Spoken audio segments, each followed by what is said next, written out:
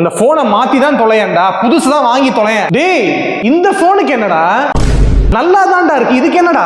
டேய் டிஸ்பிளே கூட சூப்பரா இருக்குடா, டெம்பர்ல சின்ன கிராக், டெம்பர் மாத்தணும்னு வச்சுக்கோ சூப்பரா இருக்கும். இதை ஏன்டா நான் போய் மாத்தணும்? டேய் சல்லடா, டேட்டா மெமரி எல்லாத்தையும் மாத்திக்கிட்டு இருக்கணும். இதுவே எனக்கு ஓகே தான்டா. போன் கேஸ் ஒன்று புதுசா வாங்கி மாட்டேன்னு வச்சுக்கோ, அப்படியே பார்க்க புதுசு மாதிரி இருக்கும்.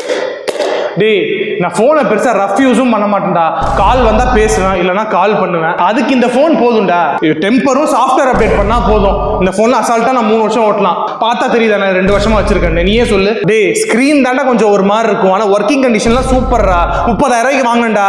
நான் செகண்ட்ஸ்ல வித்தன்னு வச்சுக்கோ 30,001 ரூபாய்க்கு போகும்டா. போன்லாம் நல்லா தான் இருக்கு, சவுண்ட் எல்லாம் சூப்பரா கேக்குது. இன்னும் இங்க பாரு, என் காது செவிடு, எனக்கு கேட்கல, உனக்கு கேட்க உன் காது செவிடு. ஆனா போன் சூப்பரா இருக்கு. நான் ஏன்டா இதை போய் மாத்தணும்? போன் ஆனா தொலைய மாட்டேதுடா. டேய் உன் போன் 2 வருஷமா ஆஃப்ல தான்டா இருக்கு, புதுசு வாங்கி தொலையண்டா.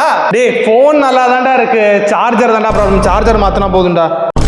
டேய் மாப்பிள, சார்ஜர் கூட நல்லா தான்டா இருக்கு, பிளக் ஓட்ட சரியில்லைன்னு நினைக்கிறேன்.